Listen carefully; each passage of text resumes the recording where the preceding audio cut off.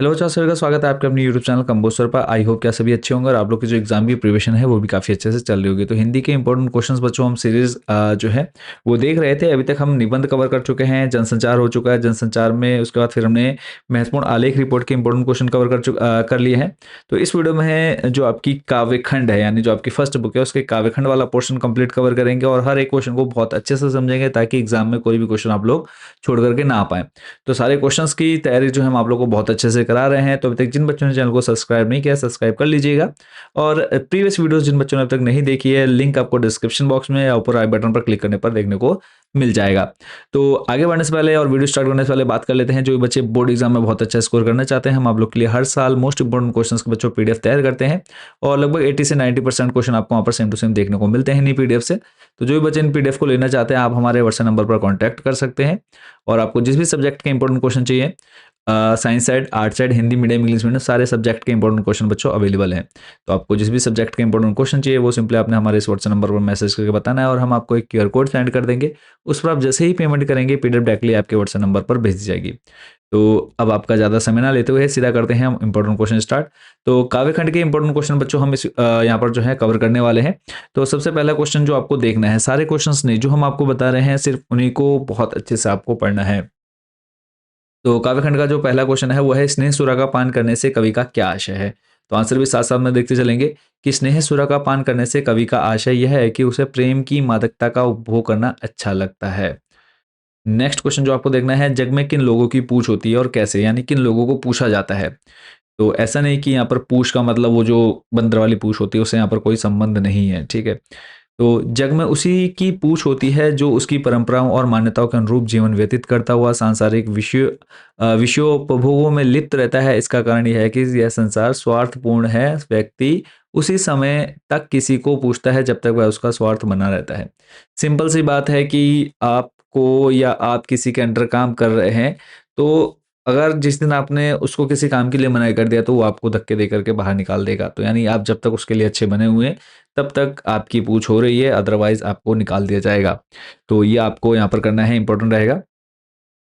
गा नंबर भी यहाँ पर देखेंगे हम कि कवि संसार को अपूर्ण क्यों कहता है। तो गा नंबर का एक और यहाँ पे हम जो है आंसर यहाँ पर समझेंगे कि कवि संसार को अभावग्रस्त पाता है, विशेषकर उसके लिए स्नेह से तो यह संसार खाली ही है, इसलिए वह इस संसार को अपूर्ण कहता है। तो फिलहाल ये 3 क्वेश्चन आप लोगों को बहुत अच्छे से पढ़ करके जाने हैं। पहला जो है हरिवंश राय बच्चन जो कविता है, सॉरी हरिवंश राय बच्चन द्वारा जो रचित कविता है आत्मपरिचय, इन दोनों को आपने जरूर याद कर लेना है। कवि और कविता का नाम, कवि हो गए हरिवंश राय बच्चन जो कि अमिताभ बच्चन के पिताजी हैं, मतलब थे, और कविता का नाम जो है आत्मपरिचय।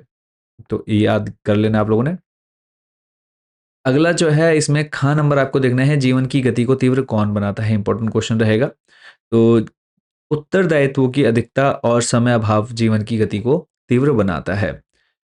इसके अलावा और कौन सा आपको देखना है कि वह कौन सी शक्ति है जो चिड़िया के पंखों में चंचलता भर देती है। गा नंबर, तो इसका आंसर भी देख लेते हैं कि वह ममता की शक्ति है और उत्तरदायित्व के निर्वाह के प्रति निष्ठा की भावना है जो चिड़िया के पंखों में चंचलता भर देती है। तो यहाँ पे देखो ये जो कविता है इसका नाम है दिन जल्दी जल्दी ढलता है। फर्स्ट चैप्टर इसके अंदर आपकी 2 कविता हैं, एक है आत्मकथा, दूसरी है दिन जल्दी जल्दी ढलता है।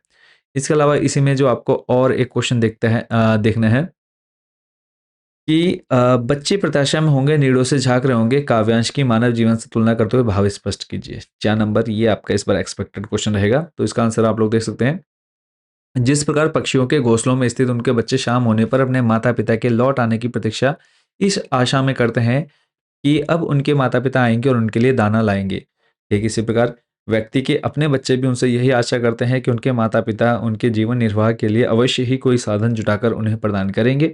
कामकाजी माता पिता से उनके बच्चों की अपेक्षाएं और अधिक होती है। वे प्रतिदिन यही सोचकर अपने माता पिता के घर लौट आने की प्रतीक्षा करते हैं कि अवश्य ही उनके लिए कुछ ना कुछ लेकर लौटेंगे। चलेंगे अगले इंपॉर्टेंट क्वेश्चन पर।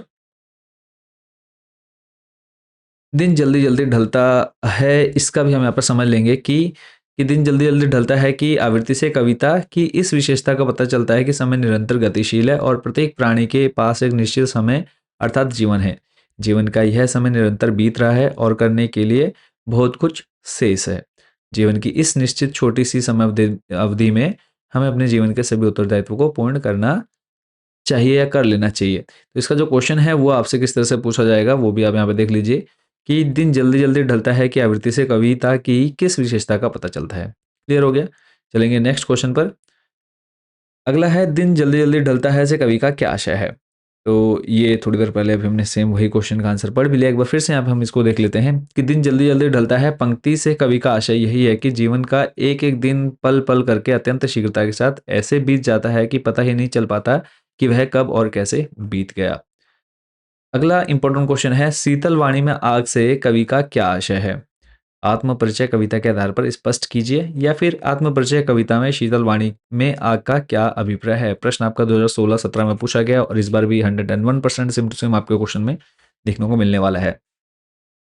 तो इसका आंसर भी यहाँ पर समझेंगे कि शीतल वाणी में आग के होने का कवि का अभिप्राय यह है कि भले ही मैं अन्य लोगों की भांति क्रोध एवं नाराजगी की अभिव्यक्ति के लिए उत्तेजक और अभद्र भाषा का प्रयोग न करके सभ्य और शालीन मधुरवाणी के द्वारा अपने आक्रोश को व्यक्त अवश्य कर देता हूँ। यानी नॉर्मल क्या होता है कि हमें गुस्सा आता है तो हमारे मुंह से ऐसे शब्द निकल जाते हैं जो नहीं निकलने चाहिए या फिर सामने वाले को बहुत ज़्यादा बुरे लगते हैं। तो यहाँ पर कवि ये कह रहा है कि मैं लोगों से जो क्रोध है, नाराज़गी है, वो उसके लिए मैं कुछ गलत शब्दों का इस्तेमाल नहीं कर रहा हूँ। ठीक है? मैं सिंपल या फिर शालीन अच्छे से भी बोल करके अपने गुस्से को व्यक्त कर देता हूँ। चाहे वह आक्रोश व्यवस्थाओं के विरुद्ध हो अथवा प्रेम के मार्ग में बाधक बने लोगों के प्रति। क्लियर हो गया? चलते हैं नेक्स्ट क्वेश्चन पर। ये आपकी नेक्स्ट अगली पोएम है, अगली कविता है कि इसका जो नाम है वो है पतंग और कमेंट सेक्शन में आपने बताना है कि इनके जो कवि हैं वो कौन है। आलोक धनवा है या कौन है वो आपने हमें कमेंट सेक्शन में बताना है, ठीक है? तो जन्म से ही वे अपने साथ लाते हैं कपास, पृथ्वी घूमती आती है उनके बेचैन पैरों के पास। तो ये पतंग कविता के कुछ यहाँ पर पंक्तियाँ दी गई हैं। तो यहाँ पे पहला जो क्वेश्चन आपको देखना है वो है जन्म से ही जन्म से ही अपने साथ कपास लाने का क्या अर्थ है? तो जन्म से ही अपने साथ कपास लाने का अर्थ यह है कि बच्चे जन्म से ही कपास के समान कोमल होते हैं। सभी इंपॉर्टेंट क्वेश्चन बच्चों आप यहाँ पर कवर कर रहे हैं और अभी तक जिन बच्चों ने चैनल को सब्सक्राइब नहीं किया सब्सक्राइब वाला बटन जरूर प्रेस कर दीजिएगा। नेक्स्ट जो क्वेश्चन देखना है आपने छतों को भी नरम बनाने के लिए बच्चे क्या करते हैं? तो छतों को भी नरम बनाने के लिए बच्चे बेसुध दौड़ लगाते हैं। बेसुध यानी मतलब उनको ये पता नहीं चलता कहाँ दौड़ रहे हैं, यानी बेसुध का मतलब हो गया कि होश में नहीं। ठीक है, सिंपल ये समझ सकते हैं। और अगला है रोमांचित शरीर के संगीत का आशय स्पष्ट कीजिए। तो रोमांचित शरीर के संगीत का आशय देखने वालों के उस समय के रोमांच से है जब बच्चों के शरीर का लचीलापन उन्हें छतों के खतरनाक किनारों से गिरने से बचा लेता है। अगला जो इंपॉर्टेंट क्वेश्चन रहेगा वो है पतंग कविता का के केंद्रीय भाव पर संक्षिप्त टिप्पणी लिखिए या फिर पतंग शीर्षक कविता की विषय वस्तु का निरूपण कीजिए। प्रश्न आपका 2009-12-18 में बच्चों ये पूछा जा चुका है। तो इसको देख लेते हैं। पतंग कविता में कवि आलोक धनवा ने पतंग और उसको उड़ाने वाले बच्चों के चित्रण के माध्यम से यह बताना चाहा है कि खतरों की चिंता न करते हुए अपने कार्यों को दत्तचित्त होकर करते रहना चाहिए। करते रहने में ही जीवन का वास्तविक रोमांच है। पतंग उड़ाते बच्चे छतों के खतरनाक किनारों की चिंता न करते हुए एक छत से दूसरी छत पर कूदते फिरते हैं। अत्युत्साह यानी बहुत ज़्यादा उत्साह से भरे हुए से परिपूर्ण ये बच्चे भी आसमान में उड़ती पतंगों के साथ अपनी श्वास प्रश्वास के द्वारा उड़ते दिखते हैं क्योंकि उस समय वे भावलोक की अनंत ऊंचाइयों के उस पार विचरण कर रहे होते हैं। अपने भावलोक में खोए रहने के कारण ही उन्हें छतों के खतरनाक किनारों का ध्यान नहीं रहता। जब कभी ये बच्चे छतों के उन खतरनाक किनारों से गिर जाते हैं और चोट से बच जाते हैं तब वे और अधिक निडर होकर उभरते हैं।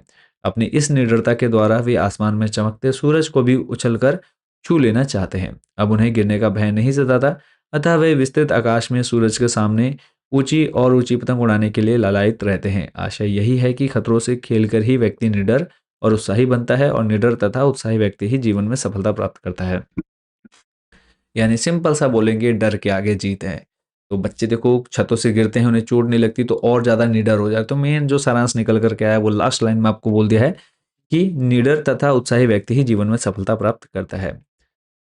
चलेंगे अगले प्रश्न पर। अगला जो क्वेश्चन है कवि ने फूलों के खिलने को कवि की कविता से कम आंका है क्यों? स्पष्ट कीजिए। तो इसका आंसर जो है वो देख लेते हैं का नंबर का कि कवि ने फूलों के खिलने को कवि की कविता से कम आंका है क्योंकि फूलों के खिलने और उनके सुगंध फैलने की एक निश्चित सीमा है। फूल 1 या 2 दिन तक ही खिला रहकर अपनी सुंदरता से लोगों को मन मोहता है और खिले रहने तक ही अपनी सुगंध फैलाकर लोगों के मन को आनंदित करता है, जबकि कवि की कविता के लिए ऐसी कोई सीमा नहीं है।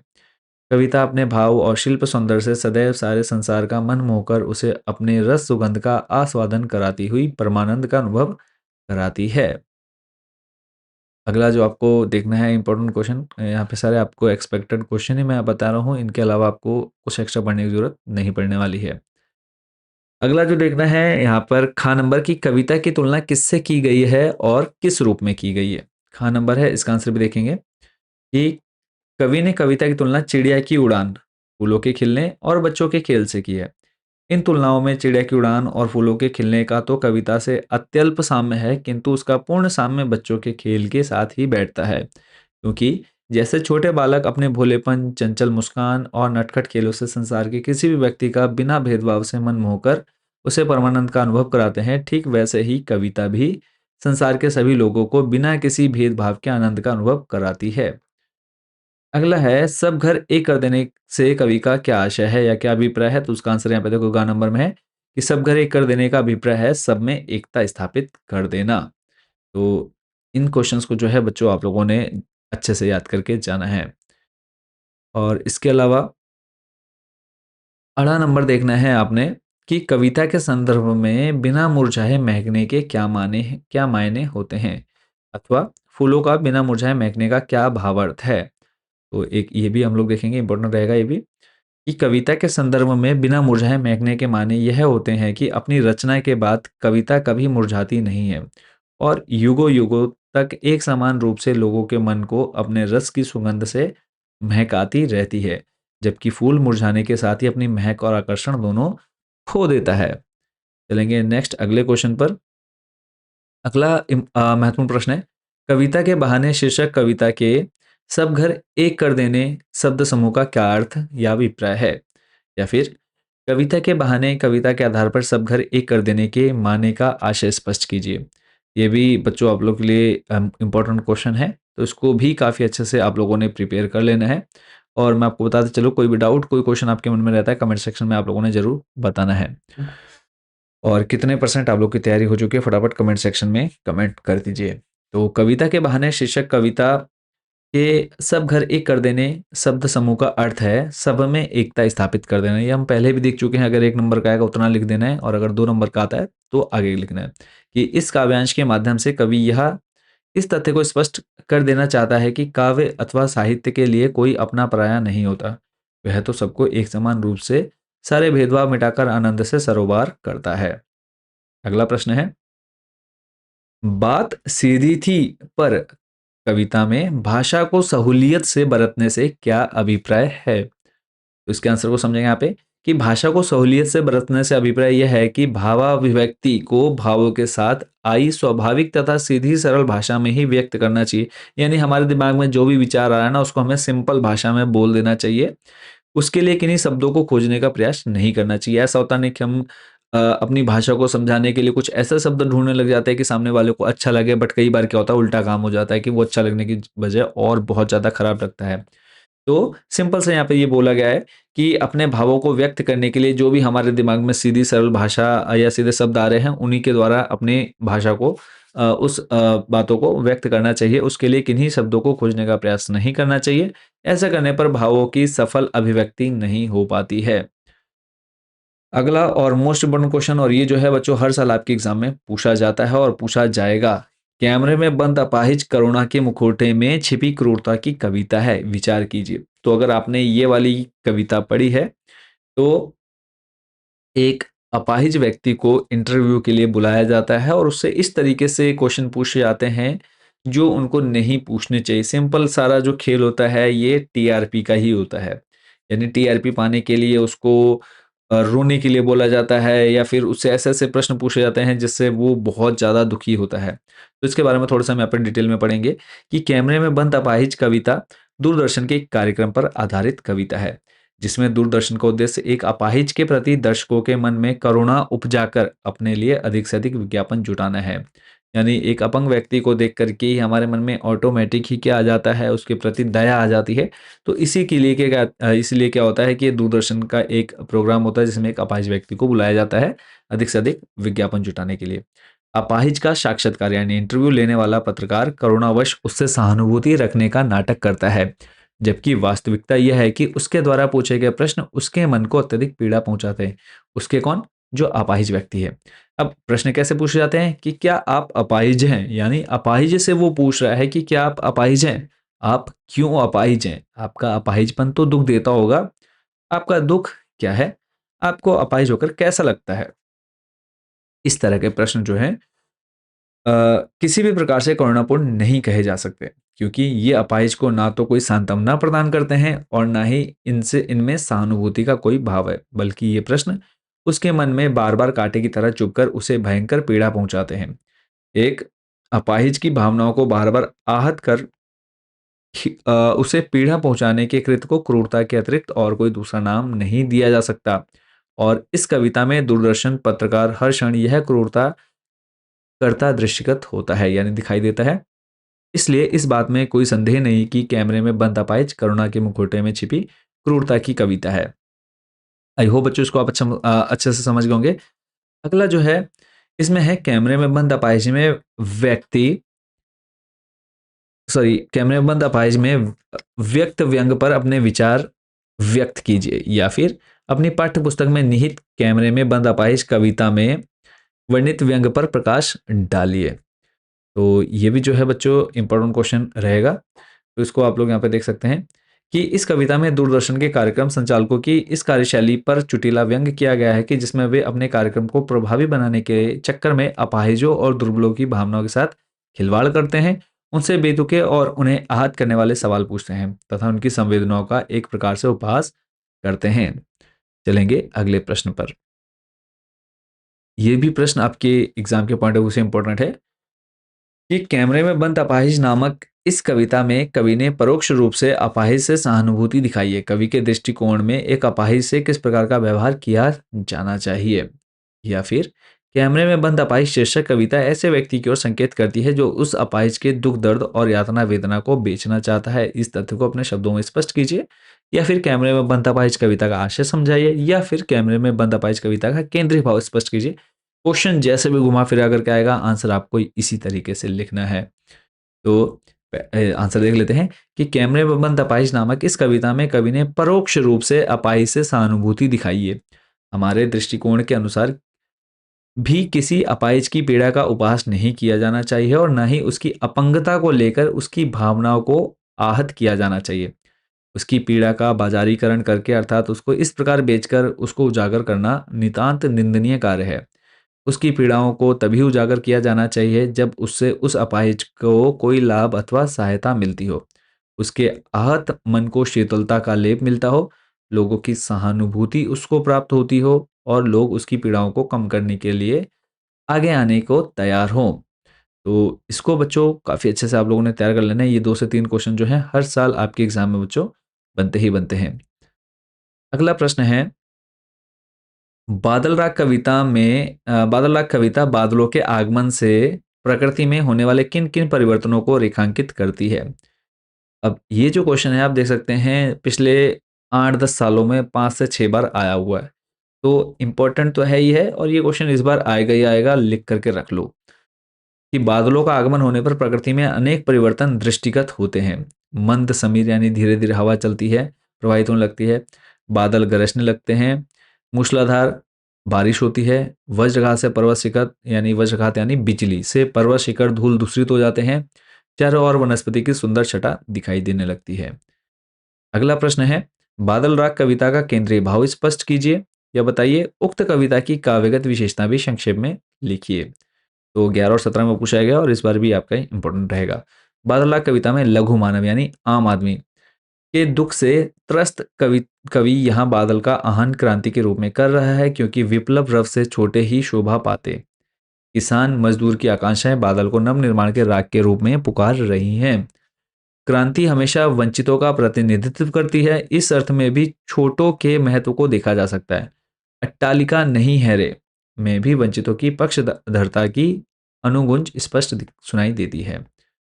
ऐसे ही बाकी जो है एक बार इसको आप लोग वीडियो रोक करके पढ़ लीजिएगा। चलेंगे लेकर के आपको अगले प्रश्न पर। अगला प्रश्न है, सुत बित नारी भवन परिवारा हो ही जाहि जग बारहिम बारा। तो ये आपका इसमें है, आपसे भाव पक्ष पूछेगा कि उपयुक्त पंक्तियों के भाव पक्ष पर प्रकाश डालिए। तो इसको समझ लेते हैं कि इन काव्य पंक्तियों में लक्ष्मण के मूर्छित होने पर एक बार आप क्या करेंगे, वीडियो रोक करके इसको आप पूरा पढ़ लीजिएगा, ठीक है। और इसका भाव पक्ष वो हम यहाँ पे समझते हैं कि इन काव्य पंक्तियों में लक्ष्मण के मूर्छित होने पर बड़े भाई राम के विलाप का मार्मिक चित्रण हुआ है। यानी जब मूर्छित हो जाते हैं लक्ष्मण जी, तब जो इनके बड़े भाई यानी श्री राम जी, उनके विलाप यानी जो परेशान या फिर वो दुखी होते हैं, उनका यहाँ पर चित्रण किया गया है।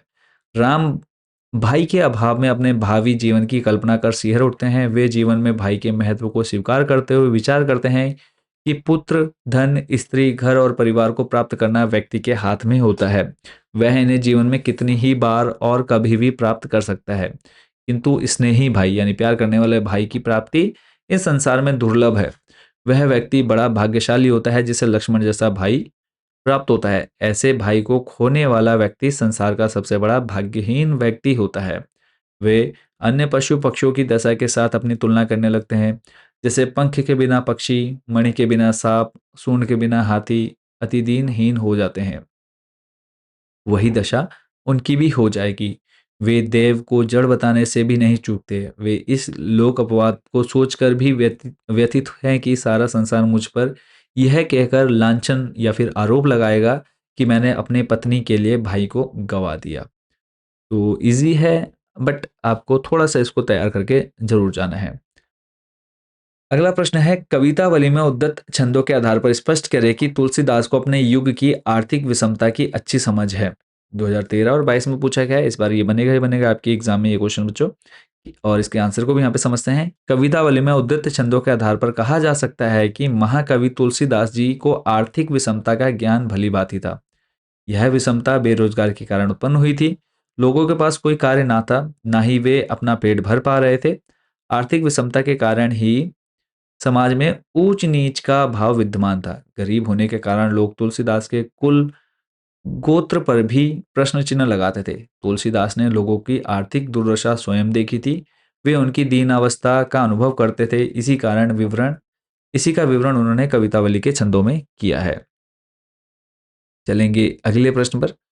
आंगन में ठुनक रहा जितियाया है, बालक तो हई चांद पे ललचाया है। दर्पण उसे दे के कह रही महिमा, देख आईने में चांद उतर आया है। ये क्वेश्चन आपका देखो 2011, 16 और 19 में बच्चों पूछा गया है। अब इसमें आपसे कहा है उपयुक्त पंक्तियों के भाव पक्ष पर प्रकाश डालिए, या फिर उक्त काव्यांश में निहित भाव सौंदर्य को स्पष्ट कीजिए। भाव पक्ष पर चलेंगे कि इस काव्यांश में बालक का चांद मांगना, माँ का उसे दर्पण दिखाना और बहलाना, देख आईने में चांद उतरा है, अनूठे प्रयोग हैं। इससे बालक और माँ के भावों की सहज अभिव्यक्ति हुई है। यह लोक भाषा का विलक्षण प्रयोग है। यहाँ यह चांद की परछाई भले ही हो, पर बालक के लिए तो चांद ही है। माँ का कौशल बालक की जिद को पूरा कर देता है। अगला है, उक्त काव्यांश को किस छंद में लिखा गया है, प्रयुक्त छंद की विशेषताएं बताइए। देखो, उक्त काव्यांश में रुबाई छंद है। इसमें 4 पंक्तियां होती हैं। इसकी पहली, दूसरी और चौथी पंक्ति में तुक यानी काफिया मिलाया जाता है तथा तीसरी पंक्ति स्वच्छंद होती है। अगला प्रश्न है, उपयुक्त पंक्तियों के कला पक्ष को लिखिए। भाषा की दृष्टि से काव्यांश के सौंदर्य पर प्रकाश डालिए।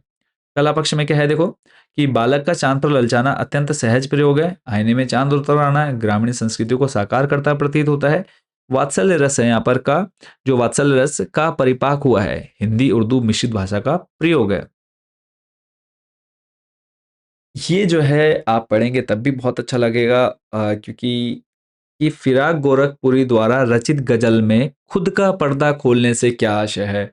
हम लोगों के बारे में किसी की बुराई किसी दूसरे व्यक्ति से करते हुए हमें बहुत मजा आता है ना। तो यहाँ पर हम उस दूसरे व्यक्ति की बुराई किसी तीसरे व्यक्ति के सामने कर रहे हैं, बट वहां पर एक्चुअल वास्तव में क्या होता है कि हम अपने आप को उसके सामने प्रदर्शित कर रहे हैं कि हम कैसे हैं, कि अपना खुद का पर्दा खोलने से क्या आशय है। हम बुराई तो उसकी कर रहे हैं, पर जो सामने वाला व्यक्ति है वो हमारे व्यक्तित्व को समझ रहा है कि हमारा व्यक्तित्व कैसा है। तो जब व्यक्ति दूसरे के दोषों का वर्णन करता है अथवा दूसरों की बुराई करता है, तब उसे ध्यान रखना चाहिए कि उससे स्वयं उसका स्वरूप भी प्रकट होता है, यानी खुद उसके जो व्यक्तित्व है वो भी सामने प्रकट हो रहा है सामने वाले पर।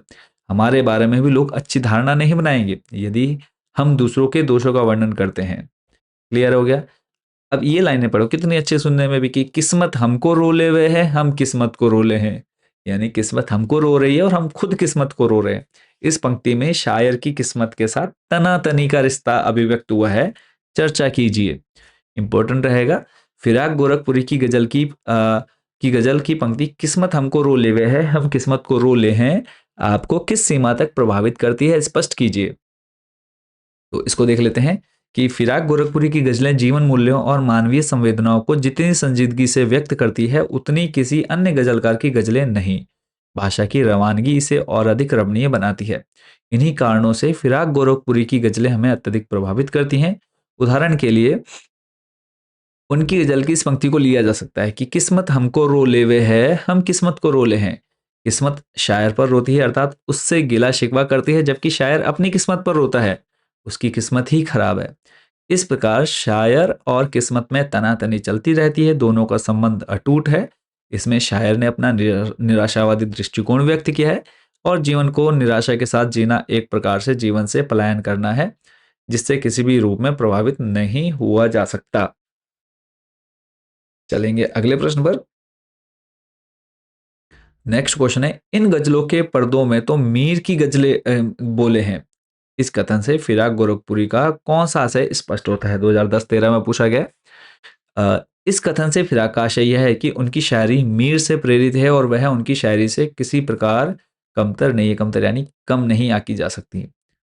नेक्स्ट है, उपयुक्त काव्यांश में निहित भाव सौंदर्य को स्पष्ट कीजिए।